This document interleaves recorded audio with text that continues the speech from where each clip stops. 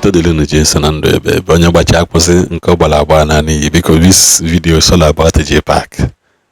Video no. Me play no kunu n'ihe ọgwa Fada Joy Nwebe.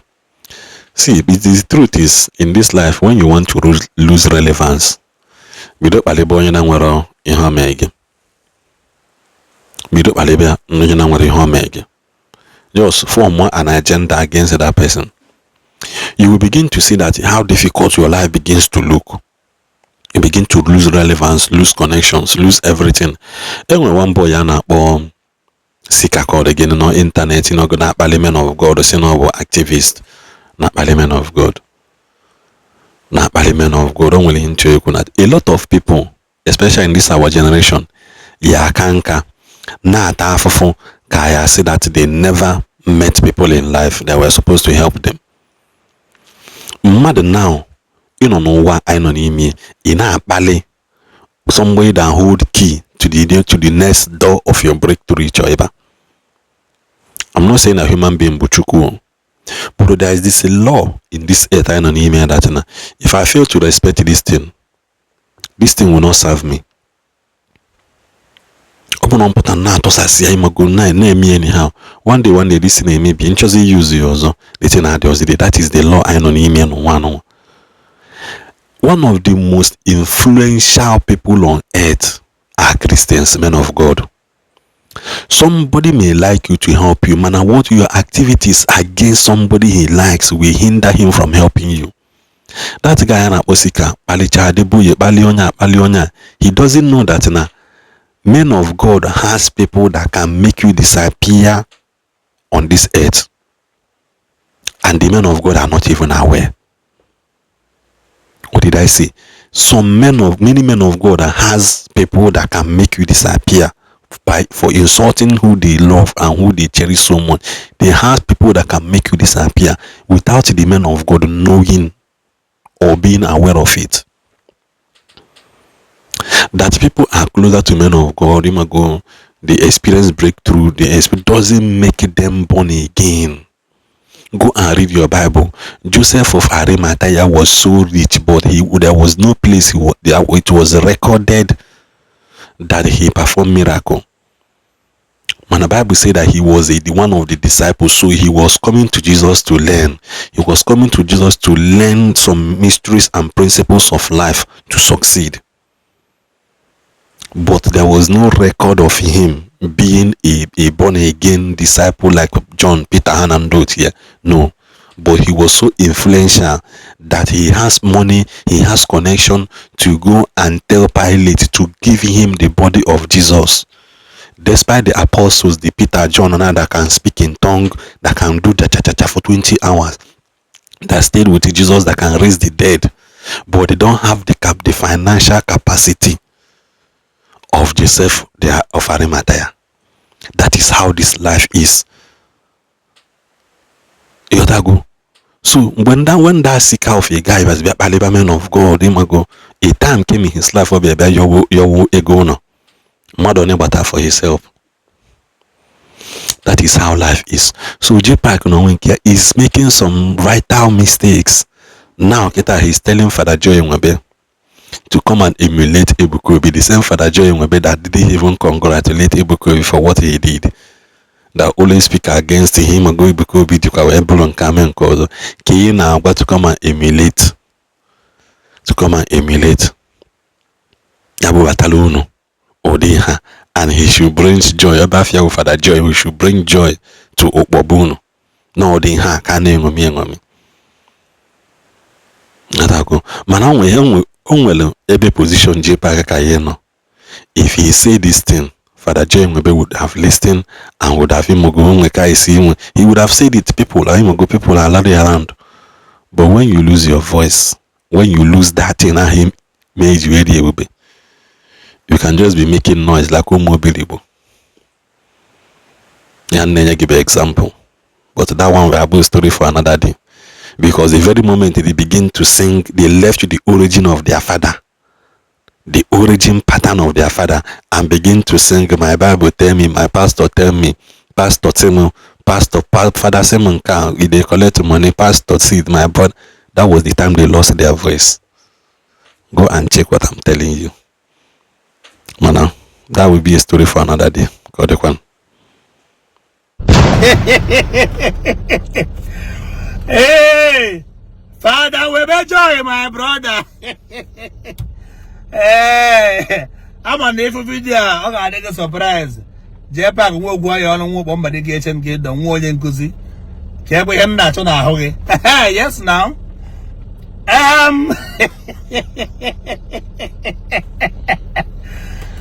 It's not a laughing matter anyway. Over a laughing matter, man. Father Nwebe joy do. Even no kita, Ebuka Obi your rival, because I call him your rival. Kita Ebuka Obi be your rival.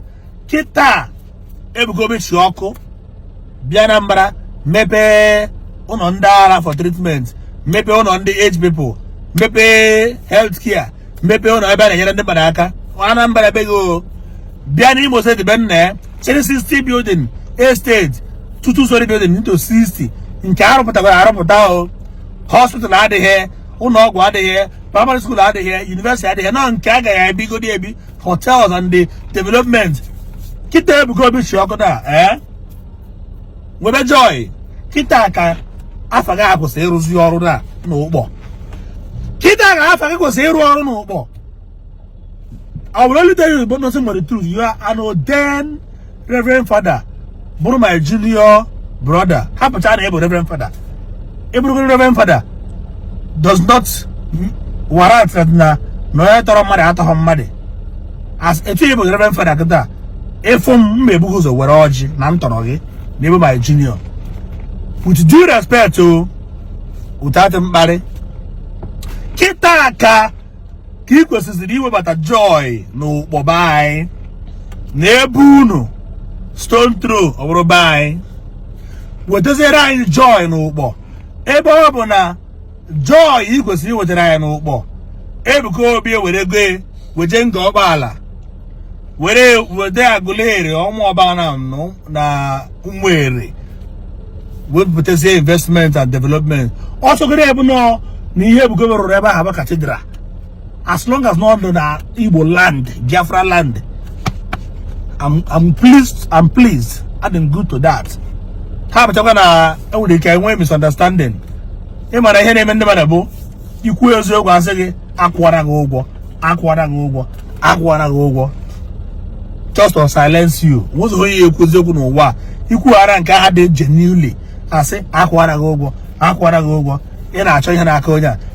See, God has blessed me to the extent that I can't travel to Egypt and Meje without anybody's support. Me 3 square meal. Now my son's school fees. Now go the okay as a normal human being. So Abura Nkwezio Gwikwam na said they want before I went here comfortable because of them Kwezio. No. Nwebe joy etu Ebuka Obi si wete university na ngobala benne na ngobala n'Imo State benne wete primary school wete ụka nke ọrụ aka bụ religion Christian wete buildings wete niile anyị na-eme anyị ga-enye ya na free. Nwebe joy ibe na benna gị n'ụmụ ujiji anado anakweto 2 million naira anado 800 naira anado. Ọ bụ na ndị obodo jeje wu ha ana bịa n'ụmụ ike be anyị ga-enye gị ana ana megide anado anakweto. So ihe mụ na-ekwu abụrụ ife ọzọ bụ Father Nwebe joy bring joy to Ugbo by gịnị wetara anyị university.